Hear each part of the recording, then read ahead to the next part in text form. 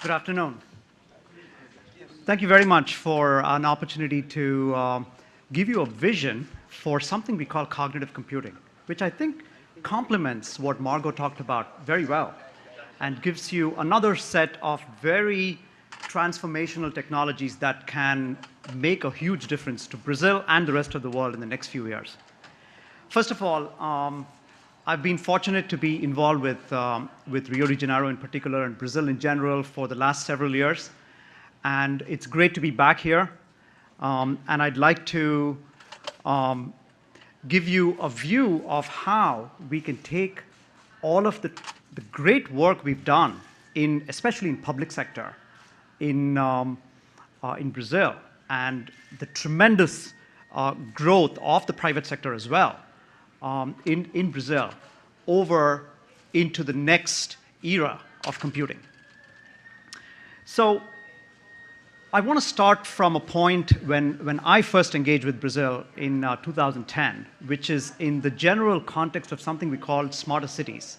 Smarter cities are cities that recognize that better services can be provided by better management and better technology.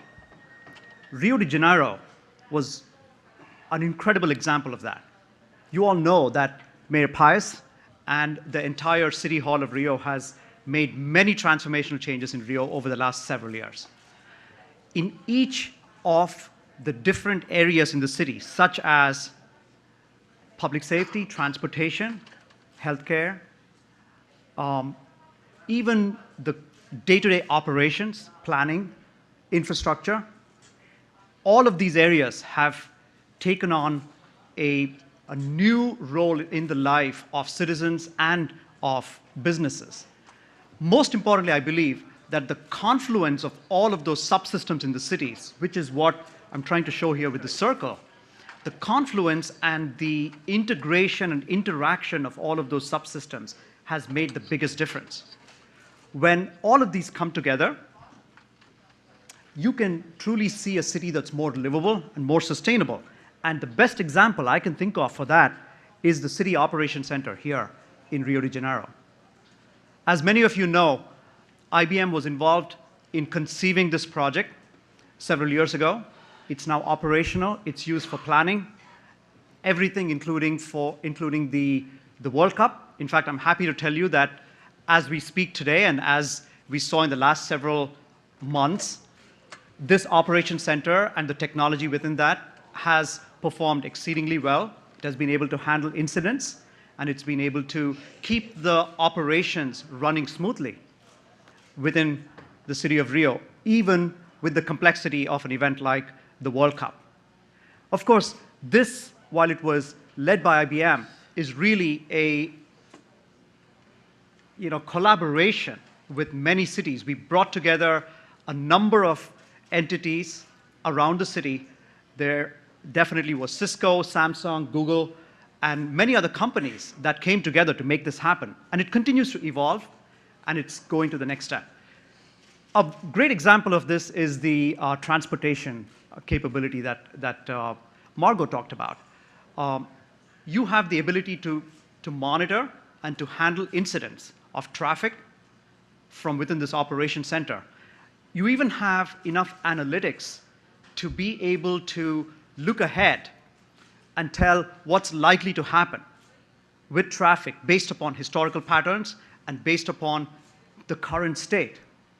But I would say that all of that is still today's technology. I would like you to imagine what is possible if you think about the next set of challenges and opportunities we have for citizens and businesses in the city. For example, if you think about a new entrepreneur who wants to come into the city of Rio, and the new entrepreneur wants to say, which is the right location for me to start a hotel in Rio? Or if there is a financial incentive or a tax break available to an entrepreneur, which is, I know, the main thrust of Rio Negocios, Wouldn't the entrepreneur want to know what is the best incentive I can find in the city of Rio as a combination of the city's incentives, the state's incentives, the federal incentives, and anything else that's available? That is an extremely complex question. And I would dare to say that there's probably a few people in Rio Negocios and a few other people around the city who can answer that question. But can we imagine something like the City Operations Center being able to address questions like that? That is the kind of challenge I think that this new cognitive computing technology can address. So let me tell you why cognitive computing can address this. Today, you see, we are generating data from everywhere, but that's still on this side of the bend in that curve. That bend in the curve is going to take the amount of data that we are generating to 10x, 100x exponential rates in the future. Most of that is happening not because of all of the existing infrastructure. It's all of the new material that we are developing, the Internet of Things, for example, the number of social networking data that we have, blogs, all of the online magazines and online journals, online manuals we have, including financial, regulatory, and other kinds of entrepreneurial information that's going on the web. All of this we call unstructured information, which is the majority of what you see on the right-hand side of the chart. So when you have that kind of data, you cannot use existing technologies, which we call programmable systems. You can use data correlation. You can do things like predictive analytics that we do today with big data. That's not going to be enough because there are not going to be enough people who can build these kinds of new software that can understand all of the new kind of data that's being generated by all of us. What we will need is a new kind of computing altogether. Computers that can read and understand information by themselves. They can learn by looking at all of the data, and they can interact with all of us in a very natural way, using natural language, using Portuguese, using English, using Japanese. And that requires a new kind of technology that we call cognitive computing.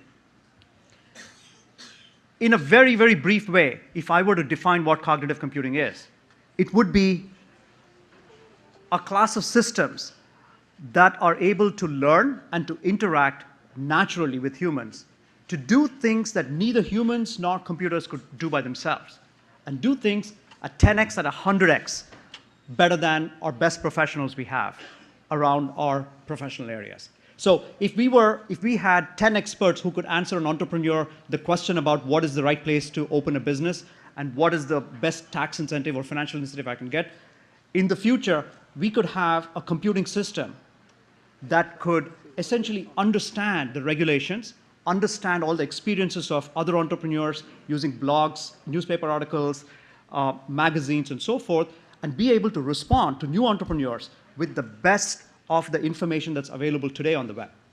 That is what cognitive computing is able to do. A great example of cognitive computers is a system that you may have all heard about called Watson. Watson is a question answering system. It was deployed on a very, I would say, defined domain of Jeopardy, which is a it's a quiz game where you can ask questions about a certain set of topics. And the world champions, there's a world championship in this. There's many countries which actually do something similar to this.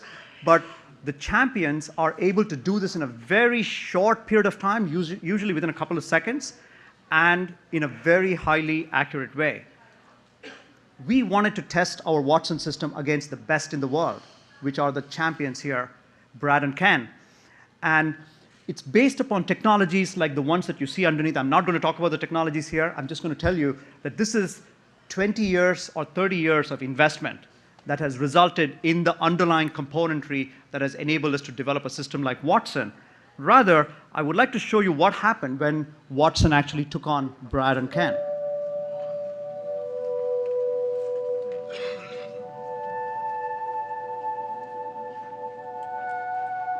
I remember that morning going to the lab, and I was thinking, this is it. This is the last Jeopardy game.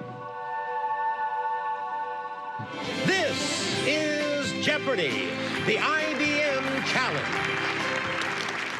Here we go. Brad, if you're ready, make your first choice. Let's take alternate meanings for 200, Alex. Four-letter word for a vantage point or a belief. Brad. What is a view? Yes. After the first clue of the game, which Brad won, I had just this horrible feeling at that moment that he was as good as everyone said he was, and he was just going to run the whole board on us. Watson. What is shoe? You are right. We actually took the lead. We were ahead of them, but then we started getting some questions wrong. Watson. What is leg? No, I'm sorry, I can't accept that. What is 1920s? No. What is chic? No, sorry. Brad. What is class? Class, you got it. Watson. What is Sauron? Sauron is right, and that puts you into a tie for the lead with Brad. The Double Jeopardy round of the first game, I thought was phenomenal. Watson went on a tear. Watson. Who is Franz Liszt? You are right. What is violin? Good. Who is the church lady? Yes. Watson.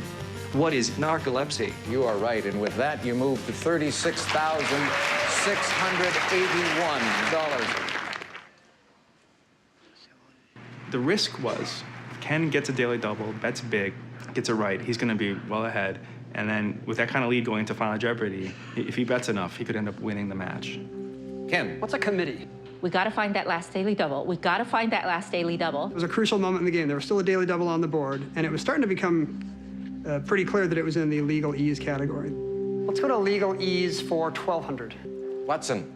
What is executor? Right. Same category, 1,600. Answer, daily double. That was the moment when I knew it's over. The category is 19th century novelists. What Watson wants to do then is preserve the lead, not take a big risk, especially with Final Jeopardy, because just like for humans, Final Jeopardy is hard for Watson. Now we come to Watson, who is Bram Stoker, and the wager, hello, 17,973, and a two-day total of 77,147. I would have thought that technology like this was years away, but it's here now. I have the bruised ego to prove it. My past Jeopardy experiences have been great, but they weren't really weighty with this kind of technological, philosophical importance. I think we saw something important today. Didn't really think very... I'm going to move on because we don't have a whole lot of time. I want to respect the time that Marcelo has given us. So that was a historical moment in computer science. But it's not only about winning the Jeopardy game. It's really about how humans and computers interact with each other in the future, which is through natural language. And when you think about the applications of that idea of question answering and natural interaction, that's going to take all of our professional lives to a different level altogether.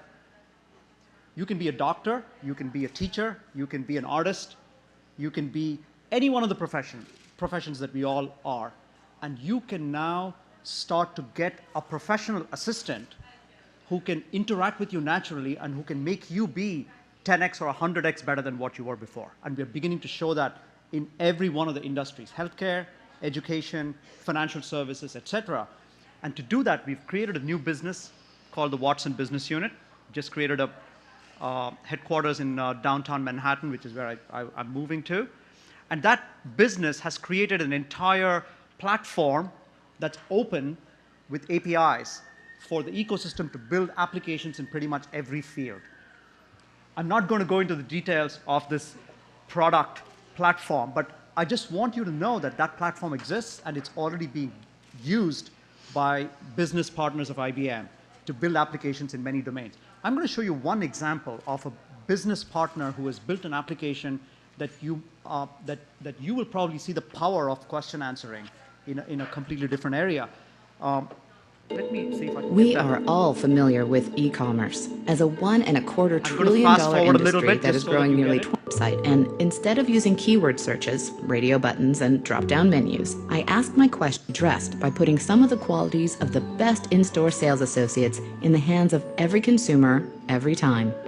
Let's say I'm planning an outdoor expedition. I go to the North Face website and instead of using keyword searches, radio buttons, and drop-down menus, I ask my question the same way I would ask a manager at the North Face's physical store. I ask, I'm gearing up for a 14-day backpacking trip. What equipment do I need? Watson is able to understand my question, including a colloquial phrase such as gearing up, and it reads through the millions of pages of product information, blog posts, and relevant trade and consumer magazines to find the gear that matches my requirements. I'm presented with a rich and engaging visual experience that highlights the exact gear important for a multi-day backpacking trip. I know I definitely need a pack, so I want to know more about technical packs. I ask, can you show me technical packs? As the types of backpacks are displayed, I realize that I don't know the difference between the categories and start to feel overwhelmed. Normally, this is where I would abandon the process and either head to a store to talk to someone more knowledgeable or resolve myself to hours of online research. But instead, I turn to Watson and simply ask a very specific, personalized question. What technical pack is needed for an expedition to Fitzroy, Patagonia in the winter? By asking the question as I did, I bypassed the broader categories altogether and focused on the needs of my exact trip. Watson must correlate a large number of factors, such as the location of Fitzroy, Patagonia, and its average winter temperature at the base and at the peaks. If I were curious, I could click on the Evidence button to see the information Watson used to pull its recommendation together. I noticed something about the technology Watson suggested, called ABS, that I wanted to know more about, so I asked, can you tell me more about ABS technology? Here, Watson understands the context of my question. If I had used traditional search, I would have had tens of millions of hits, most of which focused on anti-lock brakes. Instead, Watson tells me about the avalanche airbag system. I am presented with a video within the screen on ABS, allowing me to satisfy my curiosity. At this point, I'm liking the Prophet 65, but I want to know what others think. I would usually go to Amazon to get ratings and reviews, even if I wanted to buy the Prophet 65 from the North Face. Almost 30% of digital... I stopped that. I think you got the point. Imagine that an interface like that can be given to a tourist to the city of Rio who wants to understand, which is maybe the closest vegetarian restaurant to their hotel that they're staying in. And they get not only the information, but they get pictures, they get map location, they get maybe videos, they may want to maybe watch the next football match with a beer or something like this, and they get all of that information coming from blogs, videos, and all of the information, unstructured information that's out in the internet today. That's the power of Watson. Shoppers leave a retailer. We're going to move to the next level. So while all of these previous things are available as existing products and platform for people to build things today, I also want to give you a sense of what are the new capabilities that are coming up with the Watson system that we're doing in the research lab. One of the new capabilities we're building is this notion of reasoning with the system, like Watson. So for example, let's say you have a business strategy question, or you have a very complicated topic that you need to have some legal advice on. And you wanted to know what is the available evidence supporting your position or opposing your position. We now have a system, a prototype of a system, that is able to read all of Wikipedia and all of the data sources that are available on the web, including very reliable data sources like the New York Times or other kinds of scientific articles like PubMed and so forth, and give you all of the claims and information that's available in those data sources that supports your position or opposes your position. So just to give you a simple example, if you were to take just Wikipedia, has 4 million pages in it, and if you think about the number of candidate claims there are, that's about 100 billion claims. The Watson system is able to search the 10 claims that are exactly relevant to the topic you have in mind. And that requires a huge amount of understanding of what is going on in Wikipedia, which is just like a human being. It requires a tremendous amount of expertise to understand what's in Wikipedia. So I'll show you a demo of how the system works.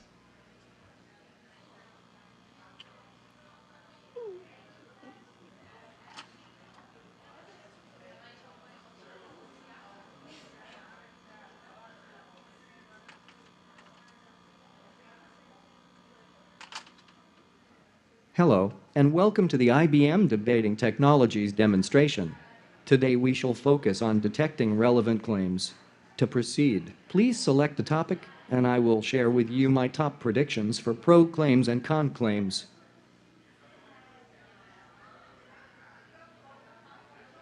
Scanned approximately 4 million Wikipedia articles. Returning 10 most relevant articles. Scanned all 3,000 sentences in top 10 articles. Detected sentences which contain candidate claims.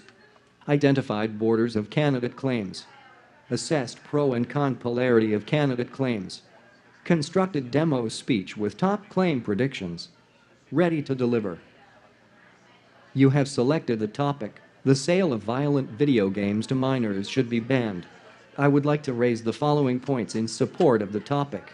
Exposure to violent video games results in increased physiological arousal, aggression-related thoughts and feelings, as well as decreased prosocial behavior. In addition, these violent games or lyrics actually cause adolescents to commit acts of real-life aggression. Finally, violent video games can increase children's aggression. On the other hand, I would like to note the following claims that oppose the topic. Violence in video games is not causally linked with aggressive tendencies. In addition, most children who play violent games do not have problems. Finally, video game play is part of an adolescent boy's normal social setting. Would you like to discuss another topic? So I hope you can see the power of the system. This is done by a system that has learned the topic of violent video games by reading Wikipedia by itself. So you can imagine doing something like that for a very difficult policy question. You may say, what are the things, if you have a policy for a regulation in the city or a business strategy question, you can ask Watson, what would be, the information that supports my current strategy and the information that opposes my current strategy. And as a decision maker, whether you're a public sector decision maker or a private sector decision maker, you at least have all of the facts that's available in the internet at the time.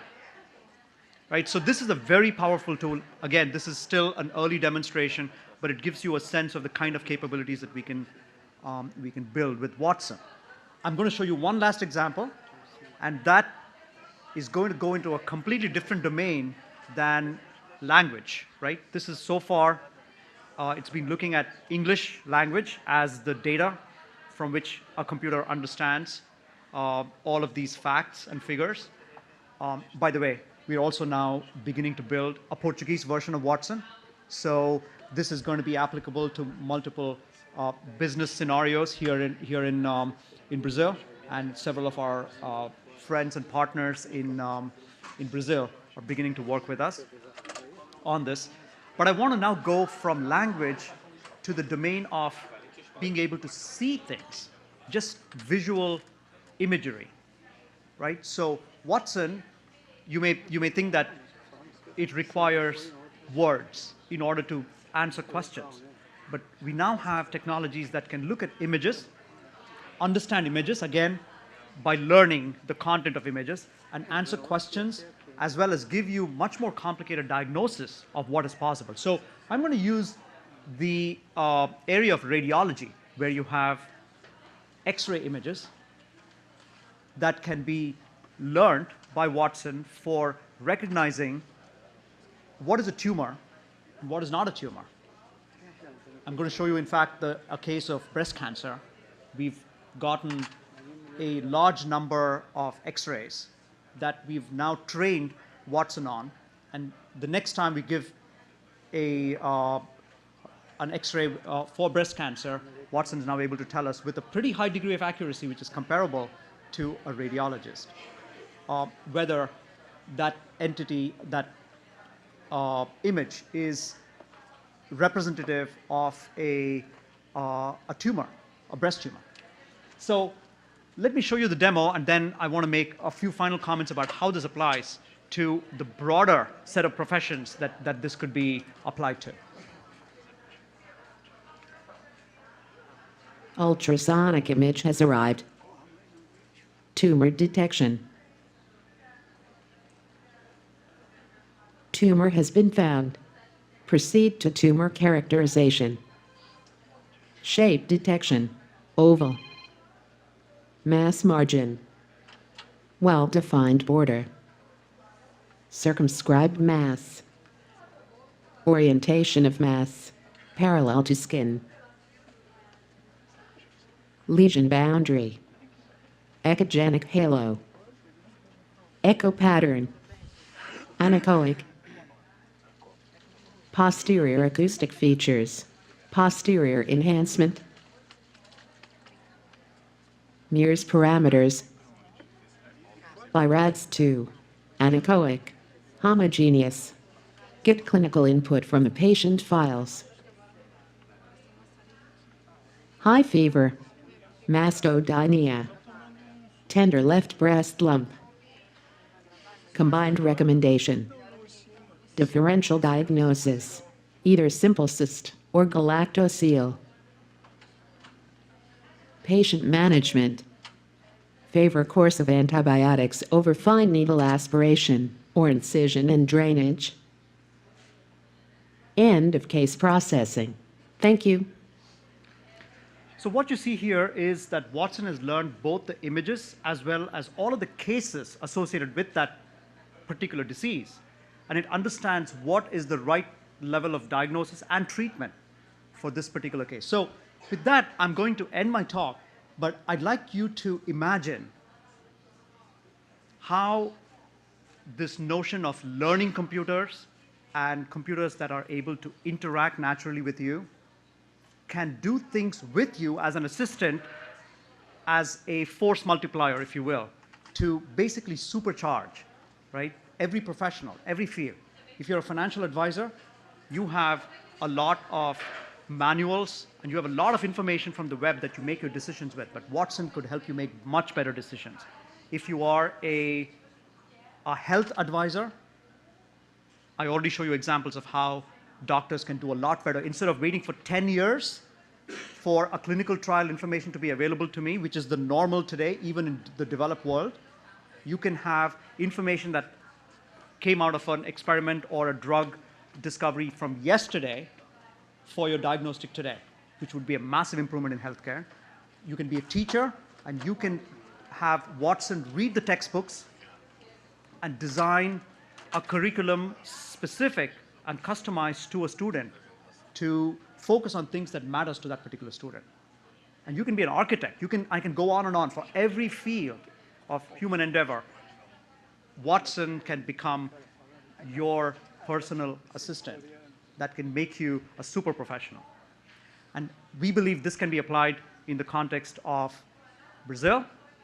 And I'm looking for partners who can work with us to realize this vision. Thank you very much.